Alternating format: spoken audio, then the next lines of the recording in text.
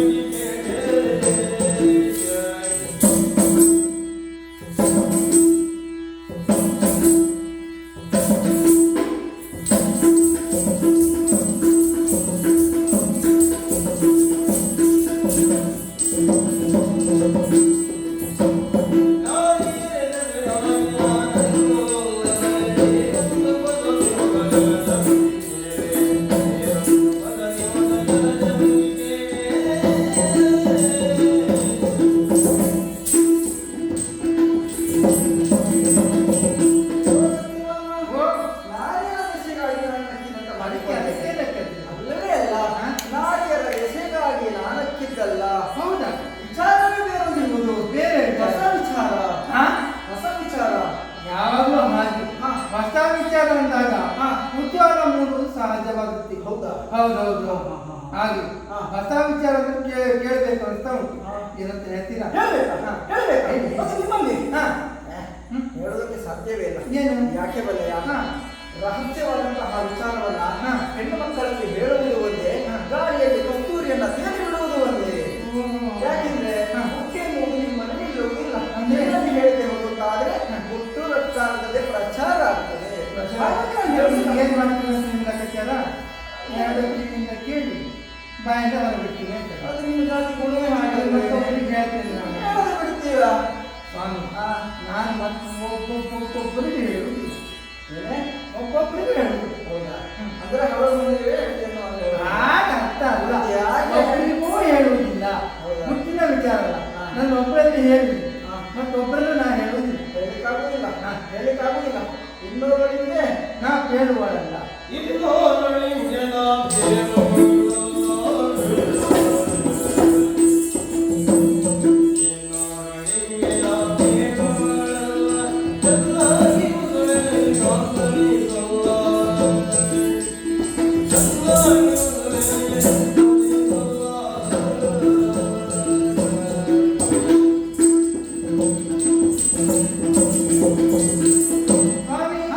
ಮತ್ತೊಬ್ಬರಿಗೆ ನಾನು ಹೇಳ್ತೇನೆ ಅಂತಲ್ವ ನೀವು ಹೇಳುದು? ಹೌದು, ಮತ್ತೊಬ್ಬರಿಗೆ ನಾನು ಹೇಳುವುದೇ ಇಲ್ಲ, ಹೇಳುವುದಿಲ್ಲ. ಆದ್ರೆ ಕತೆ ಹೇಳಬೇಕು ಹೇಗೆ, ಹೇಗೆ ಕತೆ ಇರಬೇಕು ಹೇಗೆ, ಹೇಗೆ ಕೇಳುವ ಹಾಗೆ ಇರಬೇಕು.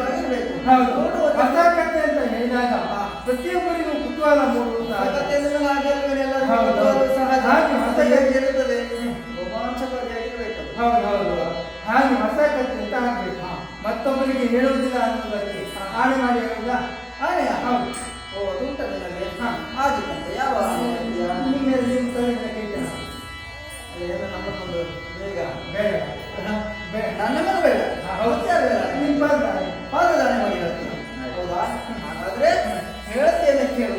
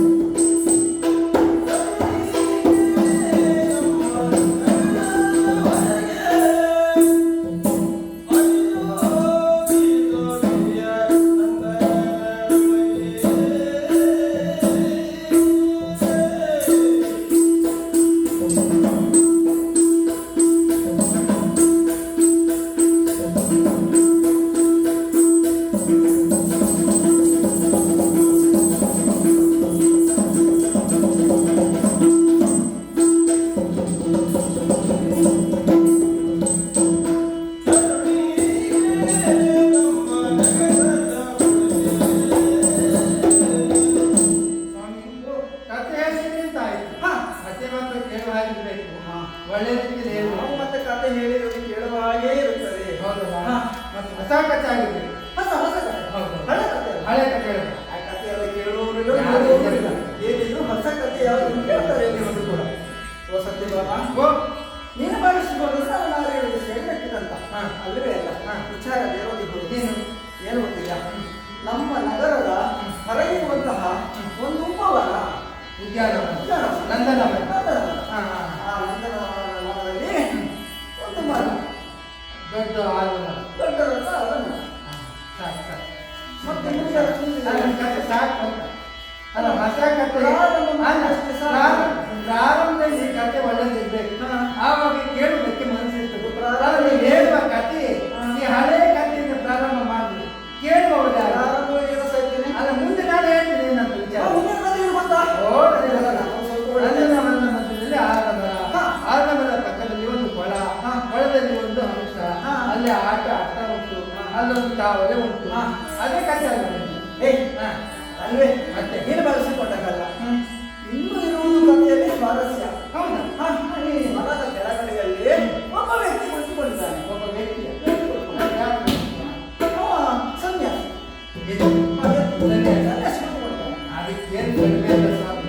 ಈ ದ್ವಾರಕೆಯಲ್ಲಿ ಅದೆಷ್ಟೋ ಜನ ಬರ್ತಾರೆ ಎತ್ತಿಗಳು. ಎತ್ತಿಗಳು ಬರುವವರನ್ನು ಉಪಚಾರ ಮಾಡುವುದಕ್ಕೆ ನೀವಂತೂ ಹೋಗುದಿಲ್ಲ.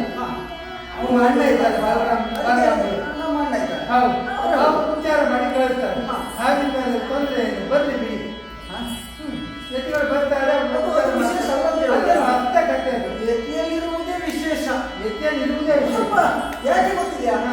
ಎತ್ತಿ ನಿಜವಾದ ಎತ್ತಿ ಅಲ್ಲ, ನಿಜವಾದ ಎತ್ತಿ ಅಲ್ಲ. ಎತ್ತಿ ವೇಷಧಾರಿ. ಎತ್ತಿ ವೇಷಧಾರಿ. ಅವ ಯಾರಂತ ಮಾಡಿಕೊಂಡಿದ್ಯಾ? ಯಾರು ಸಾಮಾನ್ಯನಲ್ಲ. 3 ಲೋಕದ ಗಂಟೆಗೆಂದು ಖ್ಯಾತಿ ಪಡೆದಂತಹ ಅರ್ಜುನ ಸ್ವಾಮಿ ಪಾರ್ಥ ಅವನು ತೀರ್ಥಯಾತ್ರೆಯಲ್ಲಿ ಹೋದನು. ತೀರ್ಥಯಾತ್ರೆಯನ್ನು ಮುಗಿಸಿ ಆರಾಮದಲ್ಲಿ ಬರಬೇಕಾಗಿತ್ತು.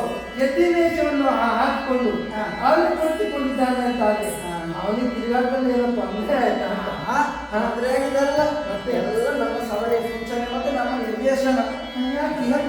ಅವನು ನಾವು ವೇಷಕ್ಕೆ ಕೊಳ್ಳಿಸಿದ ನಾನೇ ಕಾರಣ. ಅದಕ್ಕೂ ಕೂಡ ಕಾರಣ ಉಂಟೆ. ಕಾರಣ ಇಲ್ಲದೆ ಕೃಷ್ಣ ಯಾವುದೇ ಕೆಲಸವನ್ನು ಮಾಡುವವಲ್ಲ. ಅದು ನಿಮಗೂ ಗೊತ್ತಿದೆ. ನಮ್ಮ ಅಣ್ಣನಾದಂತಹ ಬಲರಾಮ ತಂಗಿಯಾದಂತಹ ಸುಭದ್ರೆಯನ್ನ ಆ ದೂತ ಮಾಡಿದ್ದಾನೆ. ವಿಚಾರ ಗೊತ್ತಿಲ್ಲ. ಏನೇ ನಿಮಗಂತೂ ತಂಗಿ ಆಲೋಚನೆ ಮದುವೆ ಮಾಡುವ ಆಲೋಚನೆ ಇಲ್ಲ ನಿಮಗೆ. ಯಾಕೆಂದ್ರೆ ನೀವು ತಂಗಿ ಮದುವೆ ಮಾಡ್ಬೇಕಂತ ಹೋದ್ರೆ ನೀವೇ ಮದುವೆ ಆಗಿಕೊಂಡು ಬಂದ್ರಿ. ಹಾಗಾಗಿ ನಿಮ್ಮ ಅಣ್ಣಾದ್ರು ಆಲೋಚನೆ ಮಾಡಿದ್ದಾರೆ ಅಂದ್ರೆ ಮಾಡಬೇಡಿ, ಮದುವೆ ಆಗ್ತದೆ. ನಮಗೊಂದು ಊಟ ಸಿಕ್ಕರೆ ಸಿಗುದಿಲ್ಲ ಹಾಗಂತ ಯಾರ್ಯಾರಿಗೂ ಇಷ್ಟ ಇಲ್ಲದಿದ್ದವರಿಗೆಲ್ಲ ಕೊಡ್ಲಿಕ್ಕಾಗ್ತದೇನೆ. ಅಂದ್ರೆ ಅವರ ಬಗ್ಗೆ ಗೊತ್ತಿದೆ. ಅವನೊಬ್ಬ ಗೂಢ ಕೆಟ್ಟವ. ಮತ್ತೆ ತಂಗಿ ಗಮನಗಳು ಉಂಟು. ಮದುವೆಯಾಗುವುದಾದ್ರೆ ಒಬ್ಬರ ಮನಸ್ಸೊಬ್ಬರು ಅರ್ಥ ಮಾಡಿಕೊಂಡಿರಬೇಕು. ಇಬ್ಬರಿಗೂ ಮನಸ್ಸಿದ್ರೆ ಮಾತ್ರ. ಆದರೆ ಅವಳ ಒಲವಿರುವುದು ಯಾರ ಮೇಲೆ? ಪಾರ್ಥನ ಮೇಲೆ. ಹಾಗಾದ್ರೆ ಪಾರ್ಥ ಹಾಗೂ ಸುಭದ್ರ ಕಲ್ಯಾಣಕ್ಕಾಗಿ ನಾನು ಬಂದಿದ್ದು ನಂಗೆ ಆಡಿದ್ದೆ ಯಾಕೆ ಅಂತ. ಅಣ್ಣನಾದಂತಹ ಬಲರಾಮನಿಗೆ ಎತ್ತಿಗಳು ಅಂದ್ರೆ ಬಹಳ ಭಯ ಭಕ್ತಿ ಜಾಸ್ತಿ. ಎತ್ತಿಗಳು ಬೇಕಂದ್ರೆ ನಮಗೆ ಎತ್ತಿ ವೇಷಧಾರಿ ಆದರೂ ಆಗಿದೆ. ತಕ್ಷಣವೇ ಅರಮನೆಗೆ ಕರೆತಾ ಇರ್ತಾನೆ, ಉಪಚರಿಸ್ತಾನೆ. ಎಷ್ಟು ಪ್ರಸಂಗದಲ್ಲೆಲ್ಲ ಅಲ್ಲಿ ಹೋಗಿದೆ. ಹಾಗಂತ ಈ ಅರ್ಜುನ ಸನ್ಯಾಸಿಯನ್ನು ಕೂಡ ಅರಮನೆಗೆ ಕರೆತರುತ್ತಾನೆ. ಸೇವೆಗಾಗಿ ಮೊದಲನ್ನು ನೇಮಿಸುವಾಗಿ ನಾನು ಮಾಡ್ತೇನೆ. ಮುಂದೆ ನಡೆಯುವಂತಹ ಘಟನೆಗಳು ಅವರಿಬ್ಬರ ಮನಸ್ಸು ಒಂದಾಗುತ್ತದೆ. ಸುಭದ್ರ ಕಲ್ಯಾಣ ಆಗ್ತದೆ.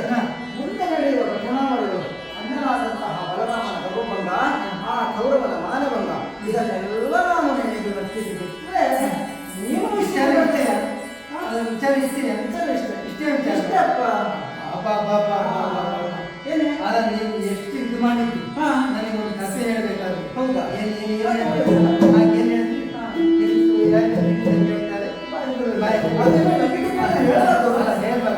ಈ ಕಥೆ ಹೇಳಿದೆ ಅಲ್ವ, ಈಗ ಹೋಗ್ತೀನಿ ಅಕ್ಕ ಪಕ್ಕದವರಿಗೆಲ್ಲ ಹೇಳಬೇಕು ಏನು ಮಾಡ್ತೀನಿ. ಹೌದಾ? ಒಂದು ಕೆಲಸ ಮಾಡಿ, ಆದಷ್ಟು ಬೇಗ ಆ ಕೆಲಸ ಮಾಡುವುದು ಒಳ್ಳೆಯದು. ಅಂದ್ರೆ ಇಲ್ಲೇ ಹೋಗಿ ಹೇಳಿದ್ರು ನಾನು ಹೇಳಿದ ಕಥೆ ಸುಳ್ಳು ಕಥೆ. ಸುಳ್ಳು ಕಥೆಯ ಸತ್ಯ ಕಥೆ ಬೇರೆ ಇದೆಯಾ?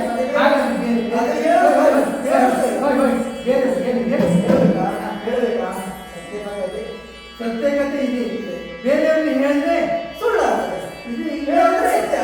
ಸ್ವಾಮಿ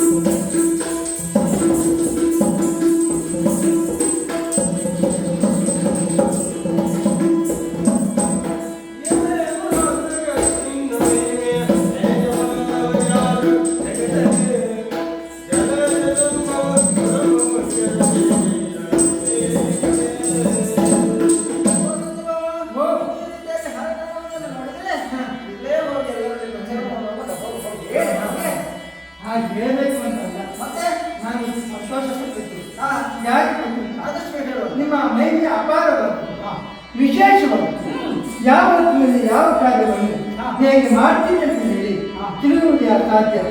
ನಾವು ತಿಳಿಯುವುದು ಬಿಡಿ ಸುಲಭ, ಬ್ರಹ್ಮದೇವರನ್ನು ಸಾಧ್ಯವಿಲ್ಲ. ಹಾಗೆ ಪಾಂಡವರೇವರನ್ನು ಕಾಯುತ್ತೇನೆ ನಾನು, ಅವರ ತಾಯಿಗೆ ಮಾತು ಕೊಟ್ಟವರು ನೀವು. ಹಾಗೆ ಆವ ಪರಿಯಲ್ಲಿ ಪಾಂಡವರನ್ನು ಯಾವ ಹೊತ್ತಿನಲ್ಲಿ ಹೇಗೆ ಹೋಗಿ ಕಾಯುತ್ತೀರಿ ಅಂತ ಹೇಳುವುದು ಅಸಾಧ್ಯ. ಹಾಗಿದ್ದ ಮೇಲೆ ನಾನು ಈ ಕಥೆಯನ್ನು ಹೇಳಬೇಕಾದ್ರೆ ಅದನ್ನು ಸುಳ್ಳು ಮಾಡೋದಕ್ಕೂ ಶಕ್ತವಿಲ್ಲ, ನಿಜ ಮಾಡೋದಕ್ಕೂ ಶಕ್ತವಿಲ್ಲ. ಹಾಗಾಗಿ ನಿಮ್ಮ ಮೈಯಲ್ಲಿ ಮಾಡುವುದಿಲ್ಲ. ಹಾಗೆ ಪಾರ್ಥ ಸುಭದ್ರೆಯರ ಕಲ್ಯಾಣ ಆಗ್ತದೆ ಅಂತ ಆಗಿದೆ.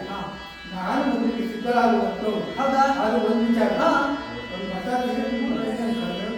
ಸೀರೆ ಕಡಿಮೆ ಅಧ್ಯಾಯ ಸೀರೆ ಬೇಕಾದಷ್ಟು ಉಂಟಲ್ಲ, ಅದು ಮದುವೆ ಸೀರೆ ಅಂತ ಆಗ್ತದೆ. ಓ ಹಾಗೆ ಹಾಗಿತ್ತು. ಎಷ್ಟು ಬೇಕಷ್ಟು ನಿನಗೆ ನಾನು ವ್ಯವಸ್ಥೆ ಮಾಡ್ತೇನೆ. ಹಾಗಾದ್ರೆ ಶೀಘ್ರವಾಗಿ ಸುಭದ್ರ ಕಲ್ಯಾಣದ ವೀಕ್ಷಣೆ ಮಾಡೋಣ.